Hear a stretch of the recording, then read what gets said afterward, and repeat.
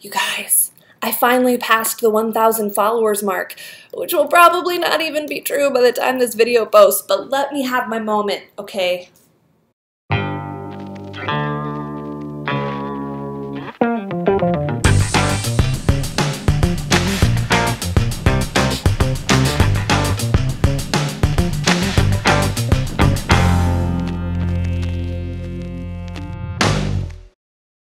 Hey everybody, what's up? Welcome to the pilot episode, if that's what you want to call it, of a little show that I'm thinking about calling Bird Seeds. It's a working title, so we'll see how it feels. I'm Tara Wellman, and if you are not already one of those 1,000 followers, you should probably go do that.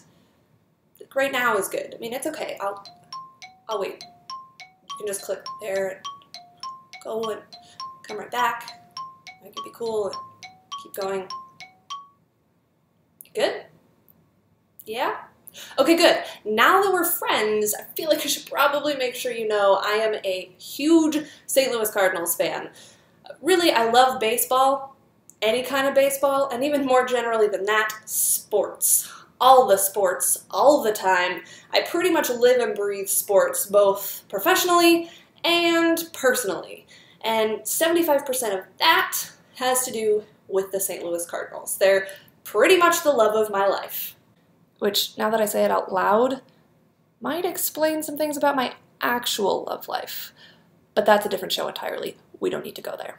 So I write a blog about the St. Louis Cardinals over at the Cards Conclave. It's called Bird Tales. Bird Tales, shorter version, Bird Seeds. See where I'm going with this? Feeling it out. We'll see how it works. But anyway, I do a couple podcasts, things like that, and decided to venture out into the vlogosphere? Is that what you call it? I don't know what the cool kids are saying these days. But I wanted this to be kind of weekly, just kind of fun, quick way to keep up with those best in baseball St. Louis Cardinals. So enough chit-chat, let's dive right in. The Cardinals are 48-24 with 4 games left to play in June, which means they could eclipse the 50-win mark before July 1st for the first time, like, ever. These Cardinals are breaking all kinds of records with the season that they're having so far, which is so impressive considering the merry-go-round of injuries that they've had really since the very beginning of the year. Man, that is not pretty. Oh boy. Okay, gotta get past that.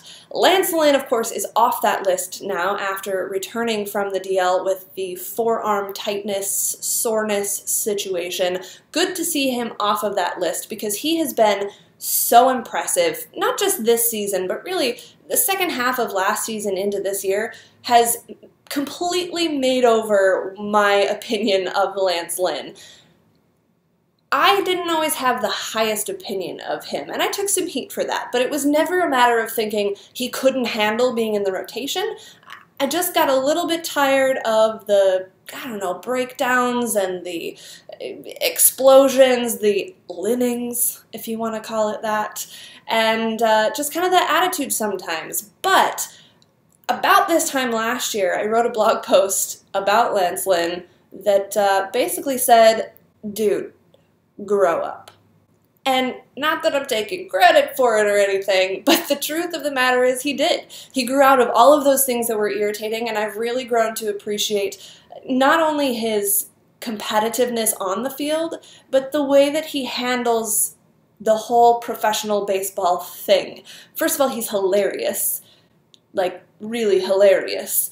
And second of all, he's become this guy that knows who he is, he knows what he's got to offer, and he's going to go out and give his team the best shot he can every time he goes out there. And you can't help but appreciate that, especially coming from kind of the Chris Carpenter generation where that's what you wanted out of a starting pitcher. Lance Lynn has fast become one of my very favorite guys in this rotation. Speaking of that starting rotation as a whole, how can you not be impressed with what these guys have put together, considering this rotation looks nothing like it was supposed to at the beginning of the year, and they still have a Major League best 2.67 ERA as a staff. That's the pitching staff as a whole. They lead Major League Baseball as starting rotation with a 2.93 ERA.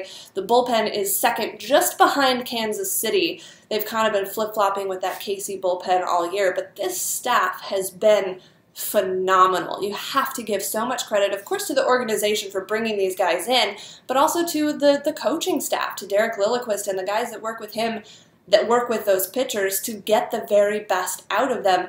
It's been remarkable. All of that happening without Adam Wainwright in the rotation, without Marco Gonzalez, who was supposed to kind of be the next guy up, and Jaime Garcia. Hello, where did that come from? Fingers crossed he stays healthy now. And then in the bullpen without Walden, who was supposed to be the key piece to kind of those late innings of the game where he fit in and where he was most successful. They're doing it without him too. So impressive. It's also interesting to note that they're doing all of this in the starting rotation, all of this great pitching, without Shelby Miller, who is having a career year of his own for Atlanta. Now, when the Shelby Miller-Tyrell Jenkins trade for Jason Hayward and Jordan Walden happened over the offseason, there were kind of two philosophies. One was that this was the trade of the offseason, and Jason Hayward is going to save the offense for the St. Louis Cardinals. John Mozeliak, you are a genius. And then there was the, seriously, you just gave up Shelby Miller for a one-year deal with Jason Hayward? What were you thinking? And of course, that group was pretty pleased with their reactions when Jason Hayward struggled to start the season and Shelby Miller was the best he's ever been. Yeah. Full disclosure, I have always been a Jason Hayward fan from the very early days in Atlanta, way before the phenomenal rookie season. I just love the guy's story. I love watching him play. He's a phenomenal athlete, and what he's capable of doing on the field is extraordinary to watch. It's exciting to me. So I've pulled for him this season with a little bit more positivity, a little bit more bias perhaps than some people who weren't really sold on the trade to begin with.